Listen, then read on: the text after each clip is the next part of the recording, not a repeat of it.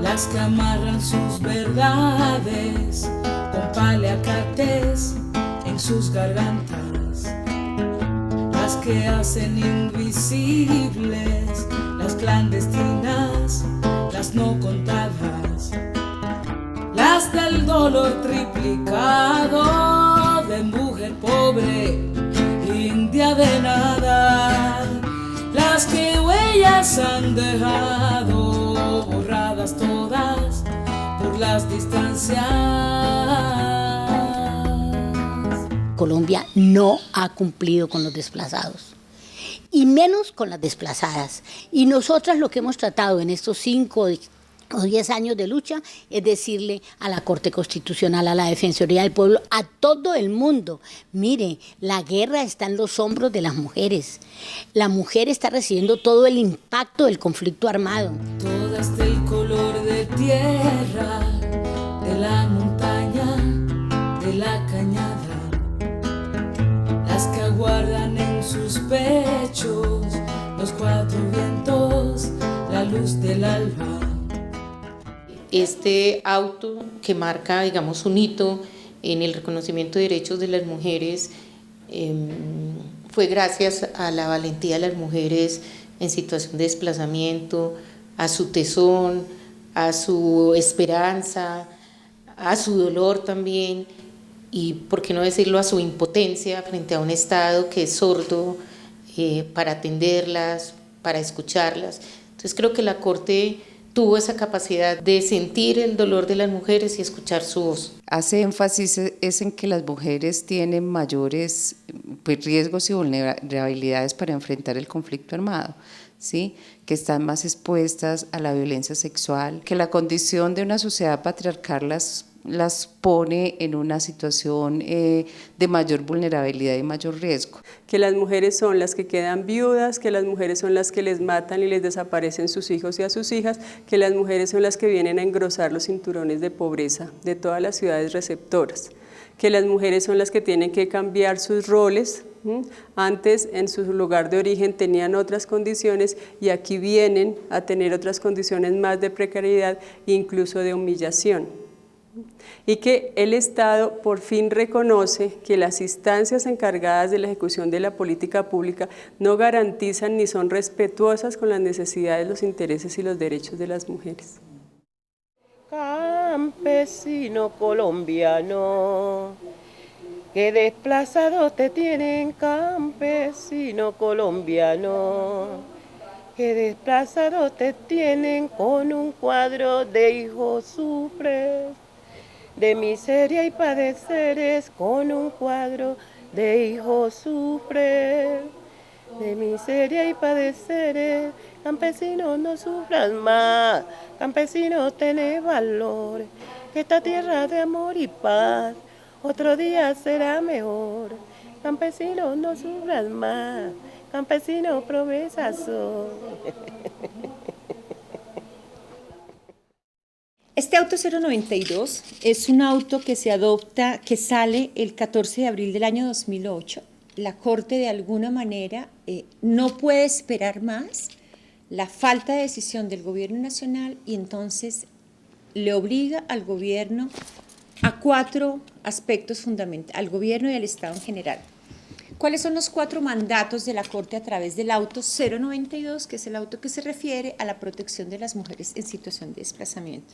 Obliga al gobierno nacional a que adopte 13 programas específicos que atiendan el efecto desproporcionado que el desplazamiento tiene en la vida de las mujeres.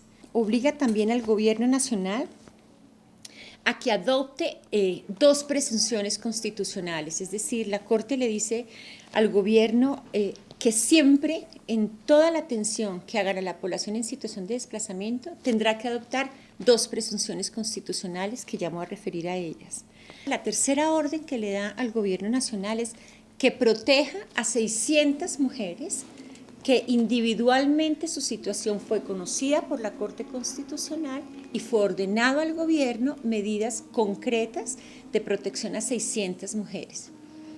Y por último, la Corte Constitucional corre traslado a la Fiscalía General de la Nación para que en un lapso determinado manifieste el estado de la investigación en varios casos que la Corte Constitucional reporta a la Fiscalía General de la Nación.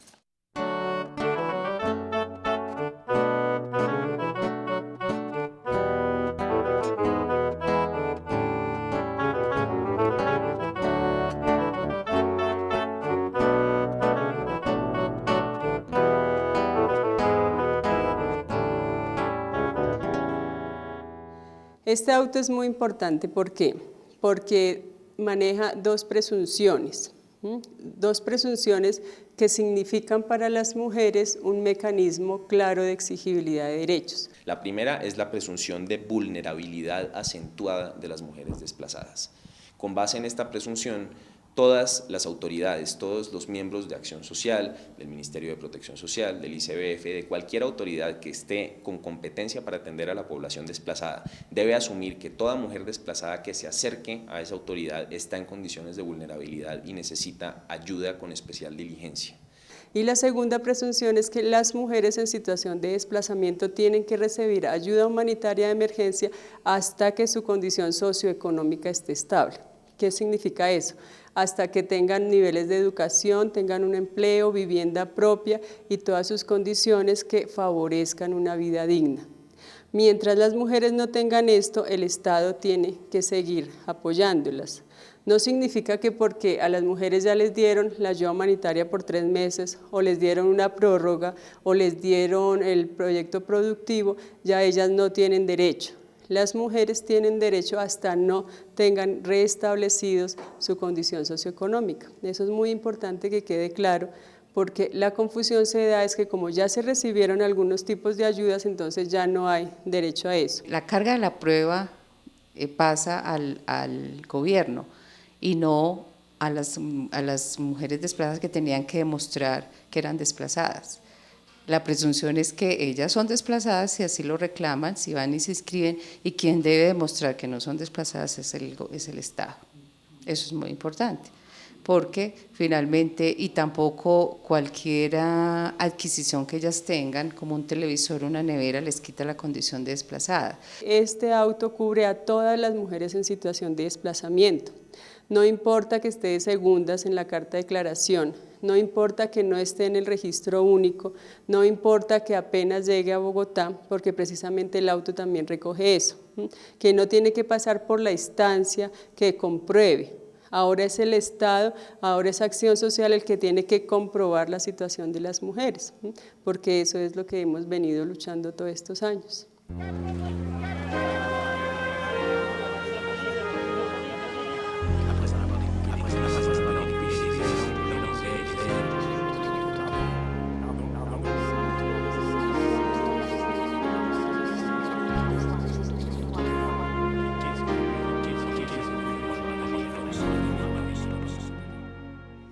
La Corte dice que las mujeres, en el marco del conflicto armado colombiano, enfrentan 10 riesgos de género.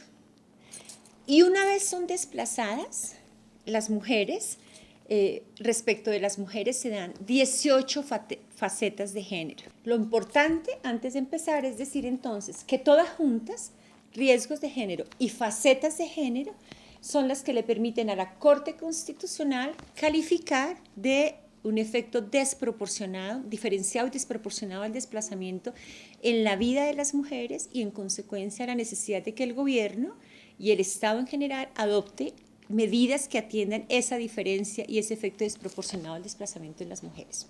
El primero, y desde todo punto de vista el más grave de todos, es el riesgo de violencia sexual en el marco del conflicto armado, en el cual la Corte hizo hincapié y le dedicó un capítulo especial a describir los tipos de violencia sexual que cometen los actores armados contra la mujer, además de haber documentado unos niveles de barbarie y de crueldad realmente espeluznantes sobre los que no existe un registro oficial ni en la memoria ni en la conciencia política del país. Además de hacer eso, la Corte concluyó que la guerra en Colombia se está desarrollando en el cuerpo de las mujeres y ellas son las víctimas a menudo inocentes por contactos indirectos, contactos presuntos con los actores armados, incluso contactos familiares, por estrategias de control social de los actores armados, por estrategias de avance en el control territorial y de recursos, por retaliaciones, ¿sí? Por todo tipo de factores dentro de la guerra, la mujer acaba siendo víctima de violencia sexual y es una violencia sexual invisible. Califica esta violencia sexual como una práctica habitual, como una práctica extendida, como una práctica grave, como una práctica sistemática e invisible, esta violencia sexual. Imbripaio, imbripaio, imbripaio, manda. Uatapi, uatapi, uatapi. Ana parida y manda.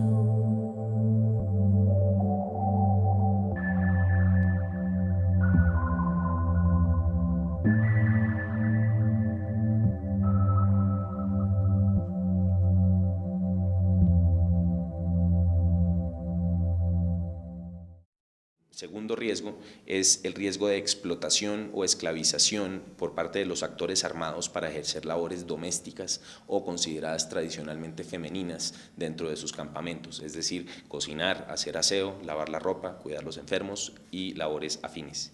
El tercer riesgo es el riesgo de reclutamiento forzado de sus hijos o de sus hijas, que se hace mucho más fuerte cuando se trata de mujeres cabeza de familia en entornos rurales. Por lo general, las amenazas por tratarse de mujeres vulnerables se dirigen contra ellas, de que se va a reclutar a sus hijos y en esa medida es un riesgo de género en el conflicto armado.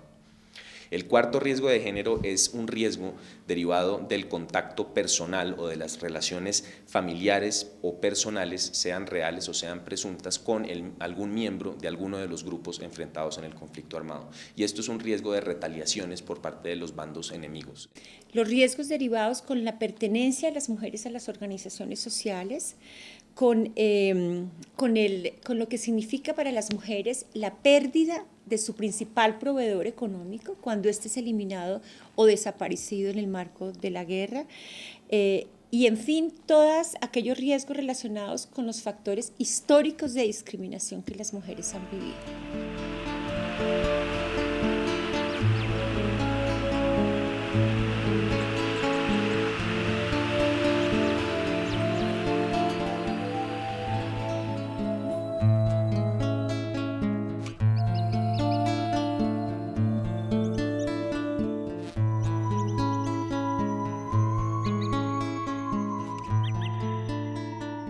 El siguiente riesgo de género en el conflicto armado identificado por la Corte fue el riesgo de persecución o incluso de tortura o asesinato por las estrategias de control coercitivo del comportamiento público y privado de las personas que establecen los grupos armados en amplias partes del territorio nacional, en los cuales regulan desde el tipo de vestimenta que pueden usar, el color del que pueden tener el pelo, hasta el tipo de relaciones interpersonales que pueden establecer, las opiniones que pueden expresar, los lugares que pueden frecuentar, los horarios en los que pueden moverse dentro del territorio, y son un riesgo de género porque se basan en patrones machistas culturales en los cuales la mujer juega un rol subordinado y hay ciertas cosas que puede y no puede hacer de acuerdo con la dignidad del hombre.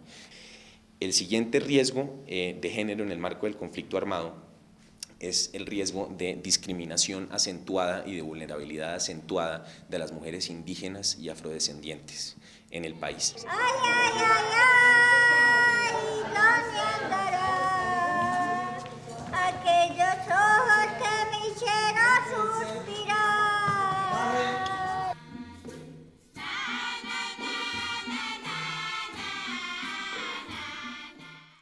El siguiente riesgo de género en el marco del conflicto armado es otro riesgo de desprotección, pero es relacionado con la desprotección de sus tierras y de su patrimonio inmueble. Es un riesgo porque las mujeres están mucho más expuestas a ser despojadas tanto de sus tierras como de sus propiedades por los grupos armados al margen de la ley, y eso genera a su vez el desplazamiento forzado de las mujeres y de sus familias. Están mayormente expuestas a un despojo de su propiedad por la incertidumbre que tienen jurídicamente respecto de su propiedad. En este país machista, por lo general, el que conoce los linderos, las escrituras, los títulos jurídicos de propiedad, hasta dónde llega la tierra y de dónde la sacó y dónde está registrada, es el hombre. La mujer por lo general lo ignora, así sea ella la propietaria.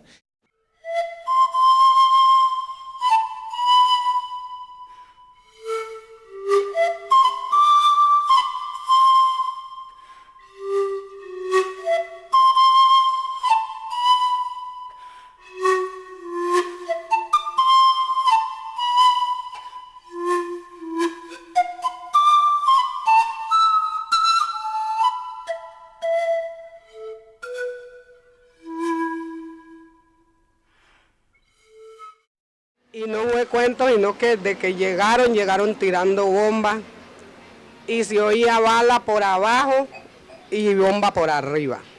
Tiraban bomba arriba y balacera por debajo. Yo no me di de cuenta a qué hora me tiré a un barranco y caí al río.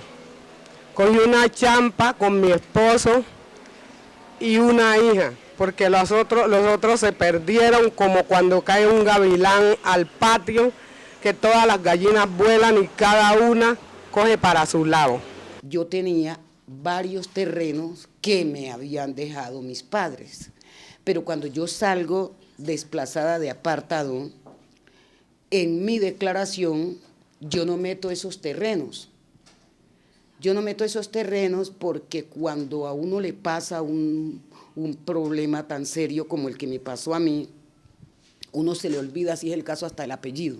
Nosotros hemos puesto de presente que existe como una apuesta política hacia el catastro alternativo del despojo, en contraprestación, o sea, este catastro alternativo del despojo va como una manera de decirle al programa de tierras cómo debe ser que se aborda frente a una población en situación de desplazamiento, cómo se abordan, cómo se le pregunta, cómo se llega a la información de sus tierras. Y en ese punto es primero entendiendo que las formas como se tuvo la tierra son variadas y no se pueden estar establecidas como las que están en el código, que la mayoría de ellos son poseedores y que el Estado debe trasladarse como nosotros nos hemos trasladado a donde fueron los lugares de desplazamiento para identificar plenamente con múltiples fuentes, no solamente las fuentes catastrales, sino las alcaldías, las escrituras y las delimitaciones, de dónde están las tierras, qué pasó con las tierras y qué diversas maneras de despojo han sido víctimas las mujeres desplazadas. Lo más duro para mí ha sido perder, por ejemplo, 12 años de trabajo, que era en donde yo pensaba asegurar el futuro de mi familia, en donde ya tenía muchas garantías, mucha forma de vida y volver a empezar de cero. Por eso es una de las banderas nuestras, es la recuperación de las tierras y el poder tener esas tierras con garantías, con dignidad y con unos instrumentos jurídicos que nos garanticen la tenencia de estas tierras. Eso para nosotras las mujeres es importante, que la titulación de esas tierras esté a nombre de nosotras las mujeres.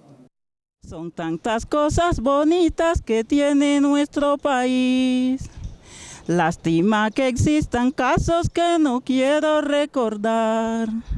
La masacre en Bojayá, que eso fue un hecho violento que entristece a nuestro pueblo, no nos deja tener